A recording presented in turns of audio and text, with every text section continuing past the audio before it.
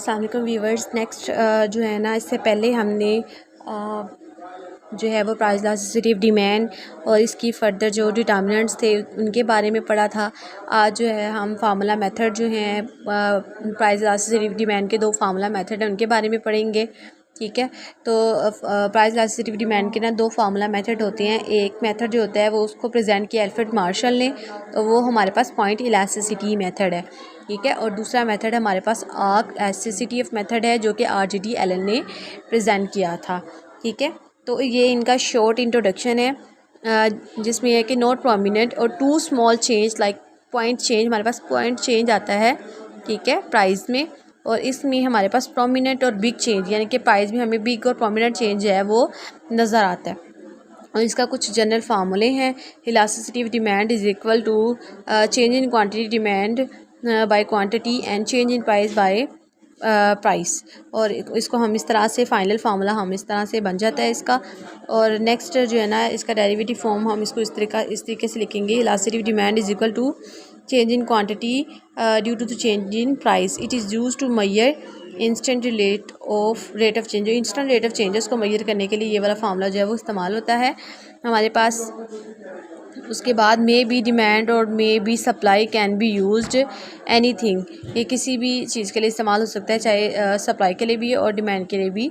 ये वाला formula method जो है वो यूज़ हम कर सकते हैं, और ये इसके लिए हम जो है इसके लिए जो है ना ये वाला फार्मूला है इसका।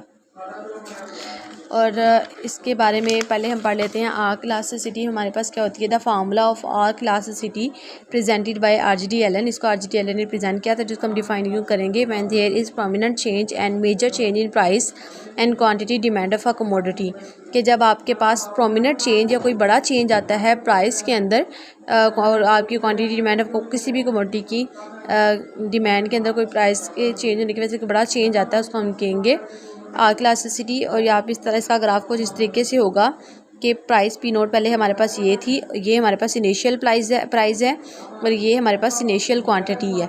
फिर जैसे ही प्राइस जो है वो डिक्रीज़ हुई P1 पे आ गई, तो उसी तरह जो हमारे पास डिमांड जो है वो इंक्रीज़ होगी और ये Q1 पे आ गई। तो इसका जो यहाँ पे डिमांड कर्व है वो डाउनवर्ड होगा और नेगेटिव होगा। और इसी तरीके से ये हमारे पास देखें, ये यहाँ से लेके यहाँ तक ये आप देख सकते हैं कि प्रोमिनेंट चेंज है जो हम देख रहे हैं। नेक्स्ट इसका फार्मूला है फार्मूला ऑफ आर्क इलास्टिसिटी, ये वाला है इनिशियल क्वांटिटी और आफ्टर क्वांटिटी, और फिर initial quantity plus after quantity, और फिर नेक्स्ट हमारे पास है initial price minus after price और divided by initial price plus after price. हम इन दोनों को फिर जो है ना इस तरीके से हम इनको मेजर कर सकते हैं। आप देख सकते हैं P नोट हमारे पास ये ओरिजिनल प्राइस है, ये ओरिजिनल क्वांटिटी है, या इनिशियल प्राइस है, ये इनिशियल क्वांटिटी है। तो ये हमारे पास जो है वो प्राइस आफ्टर चेंज है, जो चेंज आने के बाद प्राइस है वो है या चेंज प्राइस है, और ये हमारे पास क्वांटिटी आफ्टर चेंज है या चेंज क्वांटिटी है। और हम इसको इस तरीके से करेंगे कि आप देख सकते हैं कि अगर प्राइस हमारे पास इनिशियल प्राइस हमारे पास 25 थी और इनिशियल क्वान्टिटी हमारे पास 8 थी, फिर जब प्राइस में चेंज आया है तो प्राइस हमारी 20 होगी और क्वांटिटी हमारी 10 होगी।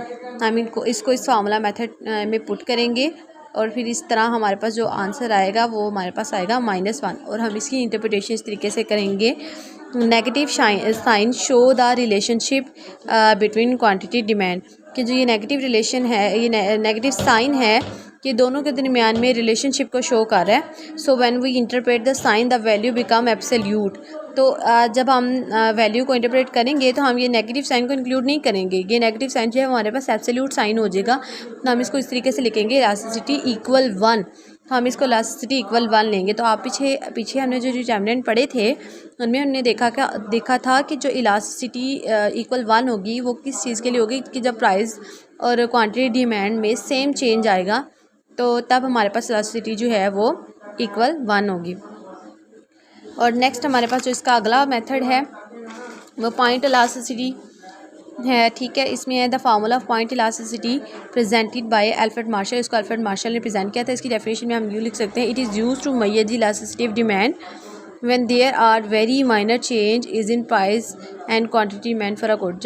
जब कोई जो है बहुत ही माइनर चेंज आता है प्राइस के अंदर, उसकी वजह से डिमांड चेंज हो जाती है, तो उस केस में ये वाला फार्मूला मेथड जो है उसको मेजर करने के लिए, उस चेंज को मेजर करने के लिए ये वाला फार्मूला मेथड जो है वो हम इस्तेमाल करते हैं। Formula that is use to calculate price elasticity of demand by average method.